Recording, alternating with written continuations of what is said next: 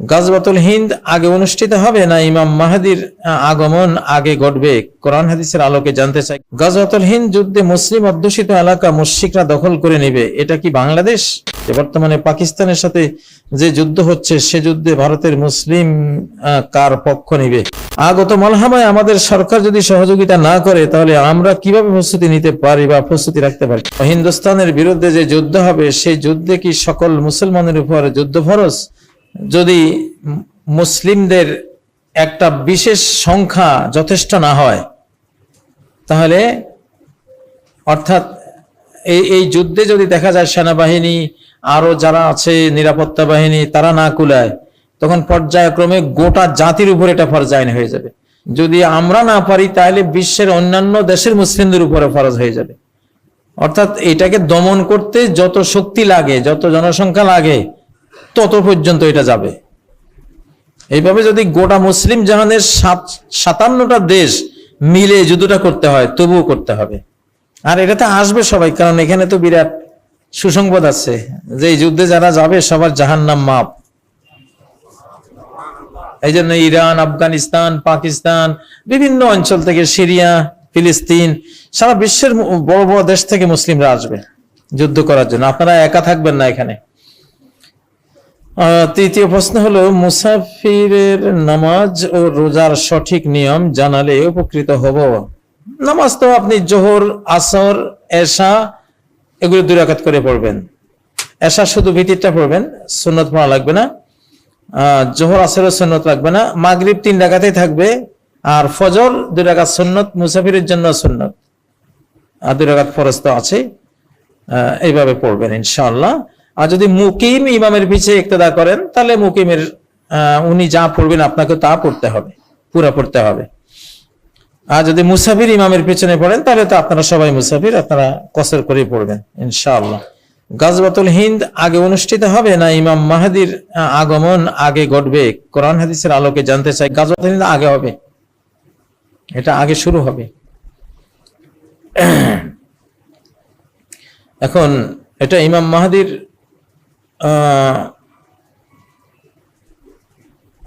এমন সময় হতে পারে যে সময়ে হয়তো ইমাম মাহদির আত্মপ্রকাশ ঘটে যাবে। তো প্রাথমিক তার আত্মপ্রকাশের প্রাথমিক দিনগুলোতে এই যুদ্ধটা হবে। আল্লাহু আলাম, তার আগেও হতে পারে। তো এখানে যেটা আছে যে ভারতীয় রাজাদেরকে অ্যারেস্ট করে লোহার শিকল জিঞ্জির পরিয়ে তোমরা নিয়ে যাবা, গিয়ে বাইতুল মুকাদ্দাসে হাজির হবা। সেখানে গিয়ে দেখবা যে ঈসা আলাইহিস সালাম চলে আসছেন দুনিয়াতে। তাতে বোঝা যায় যে এটা মাহদির যুগে হবে। মাহদি আলাইহিস সালাম নিকটে, তো সময় তো কাছেই গেছে, সময় তো খুব একটা বেশি দূরে না। তো এটা ইমাম মাহদির যুগে ঘটবে ইনশাআল্লাহ। ইমাম মাহদি তো দূরে না, উনি তো অলরেডি, তো আমরা যদ্দূর আমাদের দৃঢ় বিশ্বাস উনি এখন তার বয়স 30-এর পরে 40-এর কোঠার দিকে যাচ্ছে, এই পর্যায়ে আসছেন উনি। আইডিয়া আল্লাহু আলাম। গাজওয়াতুল হিন্দ যুদ্ধে মুসলিম অধ্যুষিত এলাকা মুশরিকরা দখল করে নেবে, এটা কি বাংলাদেশ? হ্যাঁ, এটা তো ওরা কাশ্মীর হারাবে, কাশ্মীর হারিয়ে এরা ক্ষণকালের জন্য বাংলাদেশের উপর চড়াও হবে। তো বাংলাদেশের একটা অঞ্চল তারা দখলে নেবে, কিন্তু রাখতে পারবে না। পাল্টা আক্রমণে গোটা হিন্দুস্তান মুসলমানদের দখলে চলে আসবে ইনশাআল্লাহ। এটা রাখতে পারবে না ওরা। বাংলাদেশের দুর্বলতা হলো আমাদের এখানে প্রস্তুতি কম। ভারতকে ঠেকাবার মতো প্রস্তুতি সরকার নিচ্ছে, কিন্তু এটা যে কতটা মাথার উপরে চলে আসছে, ঘনিয়ে আসছে, এইটা তো সবাই একমত বুঝে না। না বোঝার কারণে প্রস্তুতির মধ্যে একটু ত্রুটি থাকবে। আক্রান্ত হওয়ার 2-3 মাসের মধ্যেই পুরো বিশ্বের মুসলিমরা যত মারণাস্ত্র লাগে সব নিয়ে আসবে, এসে বাংলাদেশের সাথে যুক্ত হয়ে ইন্ডিয়ার উপর চড়া হবে ইনশাআল্লাহ। তখন ইন্ডিয়া বিজয় হবে, আরেকবার মুসলিমদের হাতে পড়বে পুরা ভারতবর্ষ ইনশাআল্লাহ। বাংলাদেশ সহ বিশ্বের যত যুব আন্দোলন, গণতান্ত্রিক প্রক্রিয়া, ইসলামী হুকুমত প্রতিষ্ঠার আন্দোলনে জড়িত তাদের বিরুদ্ধে তথাকথিত কিছু ভাইয়েরা সর্বদাই বিভিন্ন ফতুয়া, বিপরীত অপব্যাখ্যা, এক পেশে আলোচনা ইত্যাদি চালাচ্ছে। এছাড়াও ওনাদের প্রতিটি বক্তব্যে বোঝা যায় তারাই একমাত্র সহি আকীদার আমলে সালেহ করে আসছে এবং সহি মানহাজের দলও বটে। তাহলে সূরা নূরের 55-তে বর্ণিত আল্লাহর ওয়াদা অনুযায়ী পৃথিবীর কোথাও ওনারা রাষ্ট্র ক্ষমতা তথা খেলাফত কায়েম আদৌ পারছেন না, কেন জানাবেন? এখন কুল্লু হিজবিন বিমা লাদাইহিম ফারিহুন, সব দলই তো তাদের যেটা মানহাজ, তাদের যেটা আমল মনে করে যে খুব আমারটাই সবচেয়ে ভালো, সবাই আনন্দ করে, নিজেরটাকেই শ্রেষ্ঠত্ব দেয়। এটা আসলে ঠিক না। জিনিসটা হবে সামগ্রিক, গোটা উম্মার উপরে বিজয়টা আসবে, গোটা উম্মতকে জাগ্রত হইতে হবে। এত বড় বিষয়, এত বড় একটা যুদ্ধ বিগ্রহ, গোটা বিশ্বের সাথে, বিশ্ব বেঈমানদের সাথে যুদ্ধ হবে, এটা ক্ষুদ্র কোনো দলের পক্ষে সম্ভব না। এখানে গোটা জাতিকে ঐক্যবদ্ধ হতে হবে ইনশাআল্লাহ, গোটা মুসলিম উম্মাকে নিয়ে এই কাজটা করতে হবে। আর আসলে যেটা অনেকে অনেক কথা বলেন, ঠিক আছে, কিন্তু এইভাবে বলাটা ঠিক না। মুসলিমদেরকে সুন্দরভাবে বুঝালে, কাছে টানলে, একসাথে বসলে অনেক ভাব বিনিময়, বুঝ বিনিময় হয় এবং এই জাতীয় সমস্যাগুলো সমাধান হয়ে যায়। দূরে বসে বসে সমালোচনা করলে আসলে কোনো লাভ নেই। দূরে বসে বসে এটা কেউ যাতে না করেন, আমরা অন্তত এই পরিস্থিতিতে আমরা সবাইকে আহ্বান জানাবো, আপনারা পরস্পরের কাছে আসুন, কাছে এসে কি সমস্যা, কে কি জানতে চায়, এগুলো জানালে ইনশাআল্লাহ ঠিক হয়ে যাবে। মুমিন তো হলো নাকে রশি পরা উটের মতো, ওকে আল্লাহর দিকে টানলে, রাসূলের দিকে টানলে সে যাবে সেদিকে। হিন্দুস্তানের সাথে যখন মুসলিমদের যুদ্ধ হবে তখন সকল মুসলিমের যুদ্ধ করা কি ফরজ? হ্যাঁ, যদি কিছু মুসলিমের যুদ্ধে সেটা বিজয় না সম্ভব না হয়, তাহলে পুরো জাতির উপরেই এটা ফরজ আইন হয়ে যায়। তখন নাফিরে আম বলে এটাকে আরবিতে। বর্তমানে পাকিস্তানের সাথে যে যুদ্ধ হচ্ছে, সে যুদ্ধে ভারতের মুসলিম কার পক্ষ নিবে? ভারতের মুসলিমরা তো আসলে তারা তো বাধ্য, তারা কি করবে? তারা তো অক্ষম, দোয়াফা। তাদের উচিত ছিল পাকিস্তানে হিজরত করা ওই সময়ে 47-এ, তারা রয়ে গেছে। তো এখন তো তারা মুস্তাদাফুন, তারা দুর্বল, কিন্তু মনোগতভাবে তারা থাকতে হবে মুসলিমদের পক্ষে, পাকিস্তান বাংলাদেশের পক্ষে, মুসলিম বিশ্বের পক্ষে থাকতে হবে। তারা যদি মনোগতভাবে ভারতের পক্ষ নেয়, তাহলে তাদের ইমানের উপরে আঘাত আসবে, তাদের ওই ইমান আল্লাহর কাছে গ্রহণযোগ্য হবে না। কারণ কাফেরের পক্ষ নিলে এই ধরনের সংঘাতে এটা বিল ইজমা তার ইমান থাকে না। মুজাহারাতুল মুশরিকিন আলাল মুসলিমিন, ইসলাম ভঙ্গকারী 10টি সর্বসম্মত কারণের মধ্যে একটি কারণ হলো এটা, যে কেউ যদি মুসলিমদের বিরুদ্ধে মুশরিকদেরকে সাহায্য করে, তাহলে বুঝতে হবে তার ইমান বলতে কিছুই নেই, ইমান থাকে না। সেজন্য তারা অন্তর জগতে মনে মনে তারা মুসলিমদের পক্ষ অবশ্যই নেবে, উপরে উপরে ওদের সাথে থাকতে বাধ্য তারা, সেই জন্য থাকবে, বাট কিন্তু মনোজগতে না। হ্যাঁ, দাড়ি রাখা সম্পর্কে ইসলাম কি বলছে? দাড়ি রাখা কি ইসলামে ফরজ করা হয়েছে? আর ছাপ দাড়ি রাখা সম্পর্কে ইসলাম কি বলছে? আসলে দাড়ি হলো, দাড়ির ব্যাপারে যতগুলো হাদিস, আউফুল্লেহা, ওফেরুল্লেহা, যে মানে আহফুল্লেহা, মানে দাড়িগুলোকে ছেড়ে দাও, দাড়িকে বড় করো, দাড়ি অর্থাৎ এটা যেভাবে এটা সৃষ্টিগতভাবে আল্লাহ দিয়েছেন সেভাবে ছেড়ে দেয় হলো নিয়ম। বাকি বেশি লম্বা হয়ে গেলে একটু ডেকোরেশন করা, একটু একটু কেটে সাইজ করে রাখা। নবী সাল্লাল্লাহু আলাইহি ওয়াসাল্লাম এটা দৈর্ঘ্য প্রস্থে একটু সমান করতেন। আর হজের মধ্যে ইবনে ওমর রাদিয়াল্লাহু আনহু, ওনার একটা মাসলাক ছিল যে হজের মধ্যে দাড়ি একটু এক মুষ্টি পরিমাণ করা, এটা তিনি এটা করতেন। এটা মানে হজ ছাড়া অন্য সময় না, হজের সময় ওনার বিধান ছিল। তো দাড়ির ব্যাপারে মূল বিধান হলো দাড়ি ছেড়ে দেওয়া উচিত, যেহেতু হাদিসগুলো সবাই পক্ষে। ভারত পাকিস্তান যে যুদ্ধ শুরু হয়েছে তা কি গাজওয়ায়ে হিন্দের কোন অংশ? অবশ্যই সেদিকে গড়াবে, ফুল ইসলামী যুদ্ধে রূপান্তর হবে। এখন রাষ্ট্রীয় যুদ্ধে আছে, এটা কিন্তু ধর্মযুদ্ধ, এটা ধর্মযুদ্ধ। এখানে মূল হিংসা জিজ্ঞাসাটা হলো ইসলামের উপরে। উপমহাদেশ বিভক্ত হয়েছিল কিসের কারণে? ইসলামের কারণে। হিন্দুদের সাথে আমরা থাকতে পারি নাই কি জন্য? আমাদের ধর্মের জন্য আমরা থাকতে পারিনি, অন্য কোনো কারণ না। অতএব এটাও গাজওয়া হিন্দের সূচনা। এটা সামনে গিয়ে আরো সিরিয়াসলি এটা একেবারে ট্রু মুসলিম যারা, পাক্কা ইমানদার যারা, তাদের সাথে যুদ্ধে পরিণত হবে। আর সেনাবাহিনী যারা আছে পাকিস্তানের, বাংলাদেশের, তারাও তো ইমানদার। ইমানের এটা ইনশাআল্লাহ বাড়তি যে আরো ইয়া হতে হবে, সেটা হবে, ইমানের উন্নয়ন হবে, ইমান বৃদ্ধি পাবে সামনে তাদেরও। আমি 10টি প্রশ্নের উত্তরের কথা বলেছি। জি, খোরাসানের কালো পতাকাবাহী মুজাহিদ কারা বলে আপনি মনে করেন? এটা আসলে ছাত্ররা, তালেবান যারা,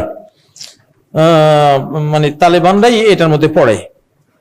তাদের যে কালো পতাকা, তারা সুন্নি, সঠিক ইসলামী বিশ্বাস নিয়ে তারা কাজ করে। সবচেয়ে বড় বৈশিষ্ট্য ওদের, তারা আধ্যাত্মিক ভাবেও বিশ্বের কোন বিশ্ববিদ্যালয়ে, জামিয়াতে ইসলামের যে ইহসান, আখবিরনি আনিল ইহসান ওয়ালা আন তা'বুদাল্লাহ কাআন্নাকা তারা, যে মনকে বিশুদ্ধ করা, যেটা সুফিবাদীরা আমাদের তাসাউফের মধ্যে যেটা করা হয়, তো এটা ইসলামে ইহসান নামে আছে।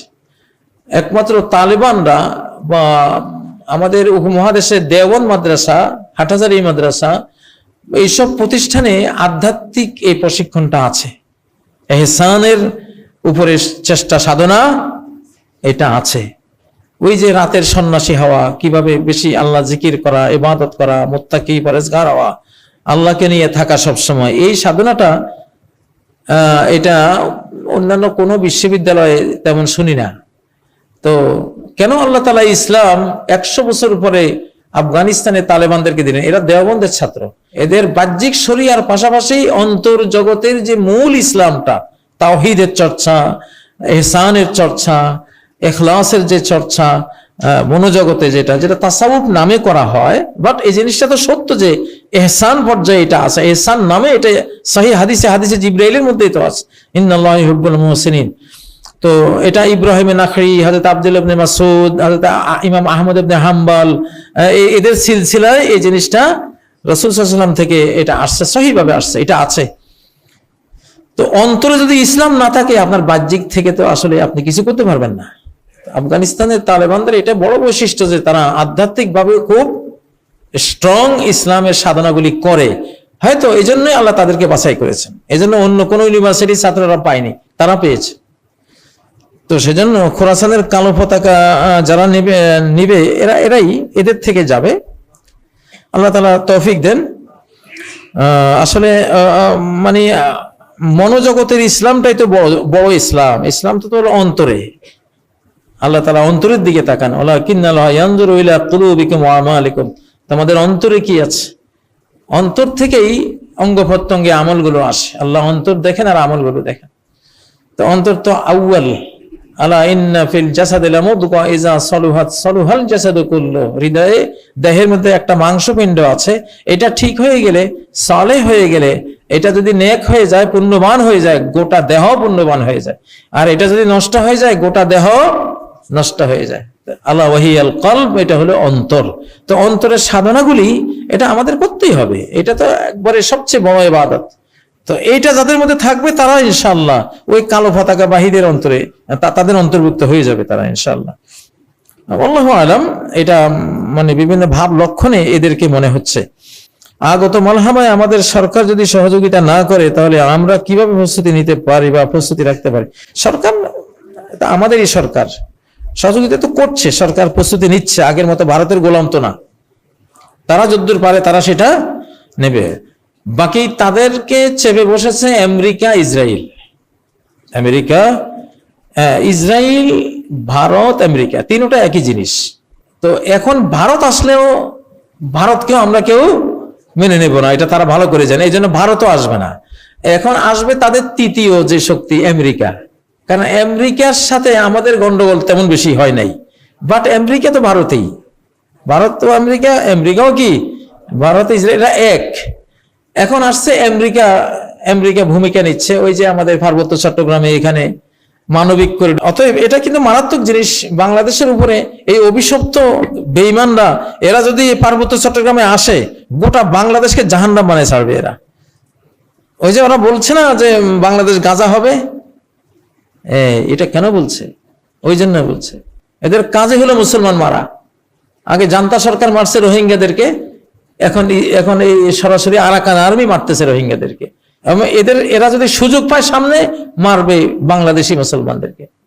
পার্বত্য চট্টগ্রাম পুরা মেরে এরা ইসরায়েল রাষ্ট্র বানাবার পরিকল্পনা নিয়ে এখানে ব্যস্ত। তো গোড়ায় হাত দিতে হবে, গোড়ায় হাত না দিলে কিছুই বুঝবেন না।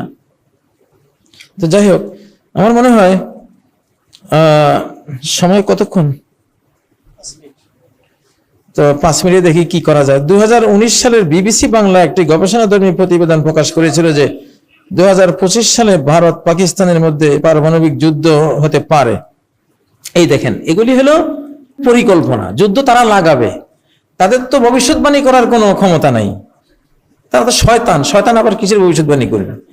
এরা করে কি, পরিকল্পনা করে যে অমুক দেশে অমুক সালে এই যুদ্ধ লাগাবো, অমুক সালে এইটা লাগাবো, এইটা করব, ট্রাম্পকে ক্ষমতায় আনবো 2000 এত সালে। তো এইটা তারা 5 বছর আগে থেকে বলা বলি শুরু করে, কারণ বিশ্বটা পুরোটাই তাদের প্ল্যান প্রোগ্রামে, তাদের হাতের মুঠে। তারা যেমনি পরিকল্পনা করে অমনি ওইটা বাস্তবায়ন করে। তো 25 সালে যে যুদ্ধটা লাগাবে, এটা হলো ওদের প্রেডিকশন না, ভবিষ্যৎবাণী না, এটা ওদের পরিকল্পনা। পরিকল্পনা আমরা যেগুলি বলি এগুলি ভবিষ্যৎ, এগুলি হয়তো আবু হুরায়রার গোপন ব্যাগ বা বিভিন্ন কোরআন হাদিসের নির্যাস থেকে যেটা বোঝা যায়, ইতিহাস থেকে, বা অনেক বড় বড় আউলিয়া যারা এলহাম প্রাপ্ত ছিলেন তাদের বক্তব্য থেকে, বা আমাদের নিজেদের আইডিয়া থেকে, অনেকগুলো সত্য স্বপ্ন থেকে, বিভিন্ন উৎস থেকে এটা আমরা নেই। আমাদের তো পরিকল্পনা না, আমাদেরটা হলো প্রেডিকশন, আর এদেরটা হলো পরিকল্পনা। এরা এগুলি পরিকল্পনা করে। যাই হোক, আমার মনে হয় সময় শেষ, আজকে আর লম্বা করছি না। সুবহানাকাল্লাহুম্মা ওয়া বিহামদিক, আশহাদু আল্লা ইলাহা ইল্লা আনতা, আস্তাগফিরুকা ওয়া আতুবু ইলাইক। আসসালামু আলাইকুম ওয়া রাহমাতুল্লাহি ওয়া বারাকাতুহু।